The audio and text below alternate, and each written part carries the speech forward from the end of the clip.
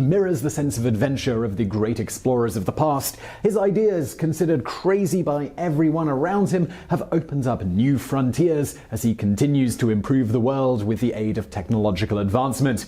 His goal to make the Earth a better place to live on has expanded to encompass the entire universe, including the possibility of supporting human life on Mars. In this episode of Biographics, we get up close and personal with the man who was the model for Marvel's Iron Man movie franchise character, Tony Stark. Of course, the man we're talking about must be Elon Musk.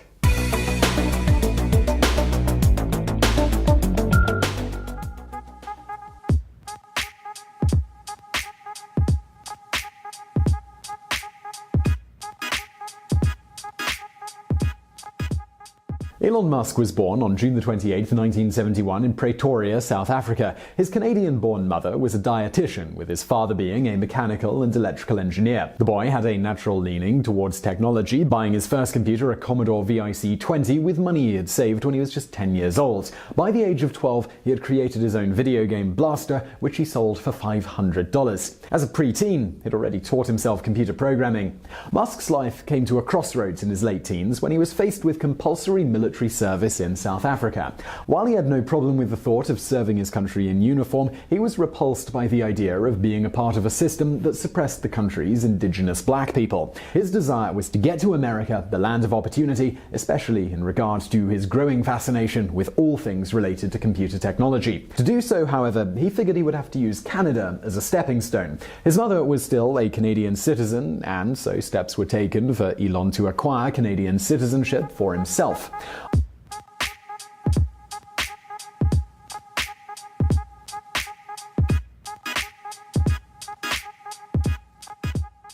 After graduating from Pretoria Boys High School, he emigrated to Canada in June of 1989, aged just 17.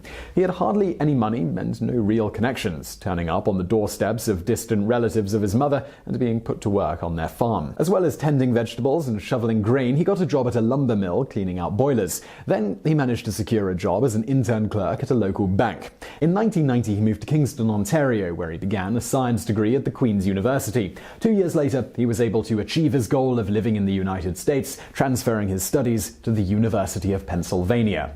Within 2 more years, he graduated with double degrees in science and business.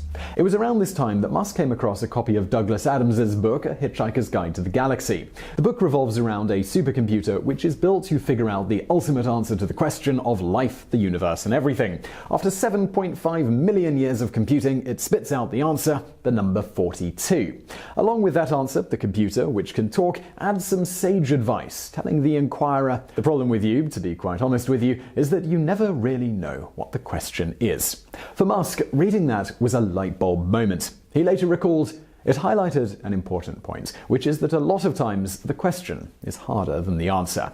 By the time he emerged from university, Musk wasn't entirely sure what the questions were, but he knew that they were tied up in 3 key areas: the internet, clean energy, and outer space. In 1995, Musk enrolled himself in a PhD program for energy physics at Stanford University. Yet, after an attendance of just 2 days, he decided to drop out in order to launch his first business. His love for physics had never wavered, but he saw greater opportunities in the burgeoning internet revolution, a way to make society better and himself richer.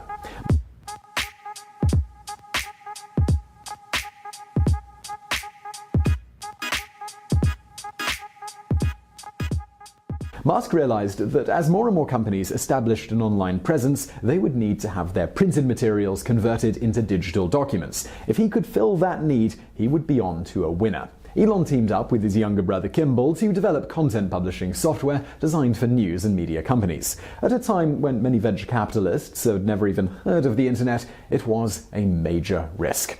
The product that the Musk brothers came up with, well, that was called Zip2. It started life as a tool that would help people to search for maps and directions on the internet, with people also being able to post information through something similar to a micro-blogging system. Things, they were tough for Musk in these early days. He had no money, not even enough to rent an office and an apartment at the same time. So in order to combat this, he rented an office where he slept on a futon and took care of his personal hygiene down at the local Y. Starting with small newspapers, Musk was able to quickly grow his client client base. Agreements were made with large media companies, including the Chicago Tribune and the New York Times, in order to allow those companies to use Zip2 to make their content readily available to readers via the internet. The program was used by many similar companies, along with e-commerce sites, as a platform for their web presence. By 1999, the Zip2 Corporation was providing web hosting, web development, and maintenance services for close to 200 websites. They came to the attention of the online city guide City Search, who were interested in a merger. This deal didn't work out, but another one did. After just 4 years of operation, the Zip2 Corporation was sold to Compaq Computers for $307 million in cash and a further $34 million in stock options.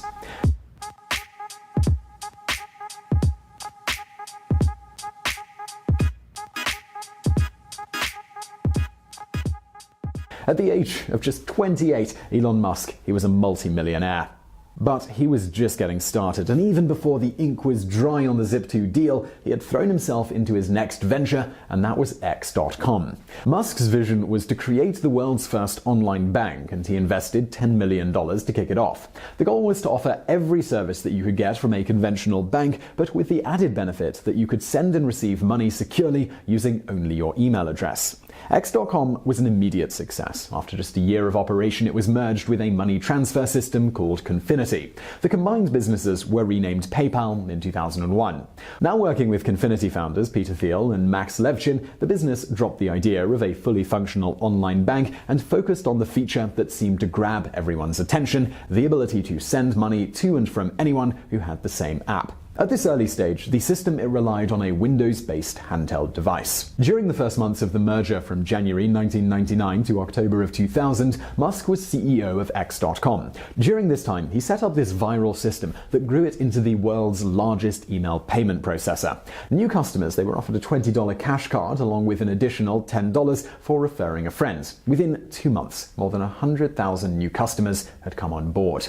But not all was well within the company's management. The problem was Musk's management style, which can best be described as dictatorial. Both Thiel and Levchin found it difficult to work with him. They were especially frustrated at his need to micromanage everything. Disputes and divisions arose over which technologies to use and how to brand the company. As a result of such divisions, Thiel and Levchin organized a coup against CEO Musk while he was meeting with prospective customers overseas. He returned to the country to discover that he had been fired as CEO by the board and replaced by Peter Thiel. Shortly thereafter, the name of the company was changed to PayPal, this time with a second capital P. From there, it grew exponentially, leading to a buyout by eBay in 2002. The cost of the sale was a staggering $1.5 billion. As the largest shareholder, Musk walked away with a cool $165 million.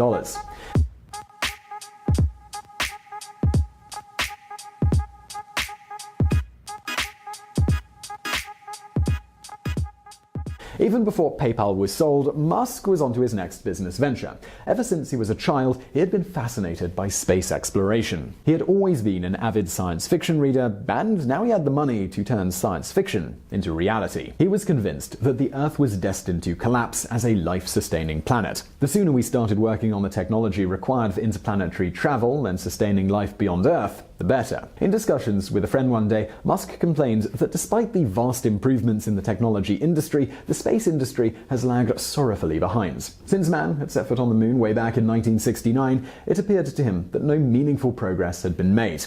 He was determined to change that, and his third company, Space Exploration Technologies, or SpaceX, was to be his platform to do it. A major goal of SpaceX is to create a space vehicle that can take people, equipment, and other necessary resources to Mars and build a transportation infrastructure that will allow humans to become a multi-planetary species. When Musk let the world in on his vision, he was immediately subjected to ridicule. Industry experts dismissed him as a rich, bored playboy, claiming that his physics degree and previous business ventures hardly made him qualified to conceptualize, develop, and build rockets. However, they were underestimating Musk, who was not only a quick study, but who also brought on board the best engineers from top aerospace companies such as Boeing, TWA, and NASA. Musk, he was disappointed that NASA seemed disinterested in space exploration. He wanted to pique the public's interest in order to encourage NASA to increase their allocated funds to a project to land a device on Mars and then build a bubble bioverse. He also wanted to introduce a cheaper and safer alternative to space shuttle travel. He was struck by the fact that the Russians were able to produce rockets that were cheaper and safer than anything that the Americans could come out with. He traveled to Russia in an attempt to purchase a refurbished ICBM, but the deal became too complicated. Musk next set his sights on creating and successfully launching a reusable rocket, which he called Falcon 1. The idea was that it could fly off to space, return to Earth, and then be launched back to space again. The first scheduled launch for Falcon 1 was in 2005, yet 3 years later, after multiple failed attempts, Falcon 1 was still to have its first successful flight. Finally, on its fourth attempt, Falcon 1 successfully launched. On the back of this success, SpaceX was able to secure a $1.6 billion contract from NASA involving 12 future flights on their rocket, Falcon 9, to the International Space Station. Musk has estimated that SpaceX's efforts can minimize the US government's expenses by around $1 billion every year.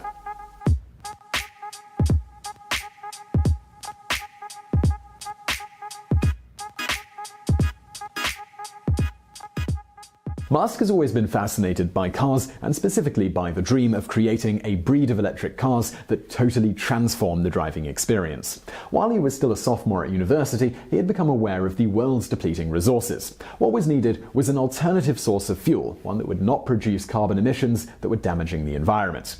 It was from these ideas that Musk decided to pursue electric cars. A year after launching SpaceX, Musk was introduced to Al Ciccone and Tom Gage of AC Propulsion, the company behind an all-electric car known as the T-Zero. Musk was interested in mass-producing the T-Zero, but Ciccone and Gage showed no interest. They did, however, introduce Musk to a group of men who were dedicated to finding a more environmentally friendly vehicle. In July of 2003, Musk teamed up with three of them, Ian Wright, Mark Tarpenning, and Martin Eberhard, to form the Tesla Corporation. This company was named in recognition of the father of AC induction motors, Nikola Tesla. From the very beginning, Tesla faced an uphill battle. The concept of an electric car was years away from capturing the public attention, and just as was the case with SpaceX, the question was loudly asked how a visionary with no experience in the car industry could successfully establish a new company and a new product and stand against the industry giants. What's more, they were attempting to do something that those industry giants had simply been unable to do. In fact, Robert Lutz, CEO of General Motors, stated that lithium-ion technology for cars was at least 10 years into the future. As a result of the lack of industry enthusiasm, very few investors wanted anything to do with Tesla. In fact, Musk had to fund the majority of the operations of the company himself. The goal of having the first Roadster rolling off the assembly line by 2007 never materialized, as costs just continued to mount. Just as with X.com years earlier, tensions arose among the management. Musk, who was chairman of the board, had no faith in Martin Eberhard, the president of the company. Before long, Eberhard had been ousted and Musk put himself in full control. He was now the CEO of two startups, and even for a dynamo like Musk, this was still too much. Still, he had to make both companies work. His master plan for Tesla was to build a luxury electric sports car along with a line of more affordable cars with electric power and zero emissions. In 2008, the first Roadster was shipped out. This $110,000 electric sports car could run for 200 miles on a single charge and was capable of going from 0 to 60 miles per hour in less than 4 seconds. The more affordable electric car was called the Tesla Model S. Its release began in June of 2012. Sales took off, and there are currently 500 rolling off the production line every week. As well as being the CEO of Tesla, Musk is also the chairman of the board of directors of another environmental company, SolarCity. While not the founder of this company, he is very involved in achieving the company's mission to deliver complete solar energy systems to the end users without any of the upfront fees. It also promised reduced utility bills for all of its customers. By offering free installation and zero down payments to homeowners, Musk has made it easier for consumers to afford solar energy and has revolutionized the way that the solar industry is run. SolarCity has enjoyed tremendous growth and success, with clients that include eBay, Walmart, and the US military. This has made it the #1 solar power service provider in the United States.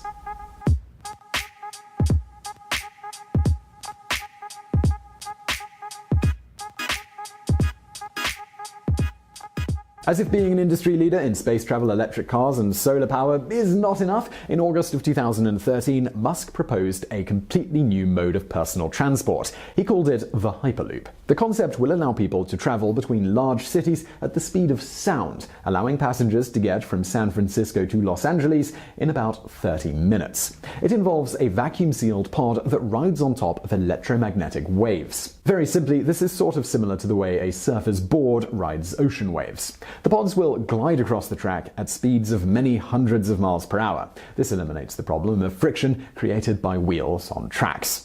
The same month that Musk unveiled plans for the Hyperloop, the crowdsourcing and collaboration platform Jumpstart Fund was established. Comprised of more than 100 engineers, developers, and investors, the group took on Hyperloop as their first project.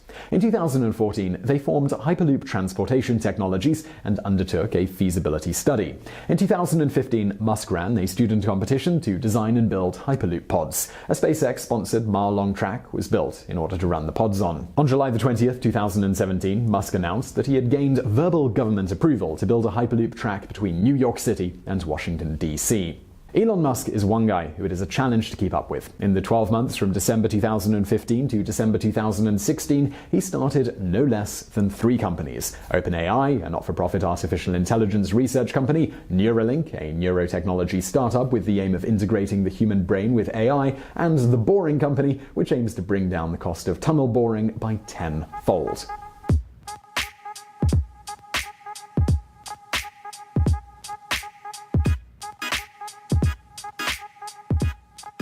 Elon Musk has been married 2 times. He met his first wife, Justine Wilson, while they were both students at Queen's University in Ontario. They tied the knot in 2000. Justine is a fantasy novelist who described her life with Elon as a dream lifestyle that was empty at the core. Her husband was so focused on his work that even when he was at home, his mind didn't seem to be there. The marriage ended in 2008 in a very messy public divorce. Elon and Justine have 5 children together, a set of twins and a set of triplets.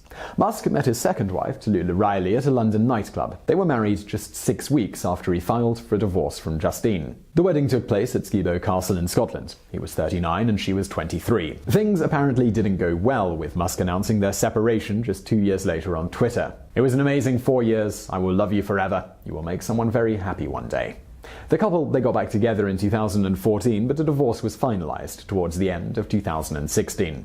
When it comes to the future of Elon Musk, the best advice is to watch this space. He has never backed down from his ambition to travel to Mars and possibly even retire there one day. Until that happens, we can be assured that he will continue to revolutionize the way that the world consumes energy, benefits from technology, and travels into space. So I really hope you found that video interesting. If you did, please do hit that thumbs up button below, and do not forget to subscribe for brand new videos every Monday and every Thursday. Also check out some of our previous videos over there on the right, and as always, thank you for watching.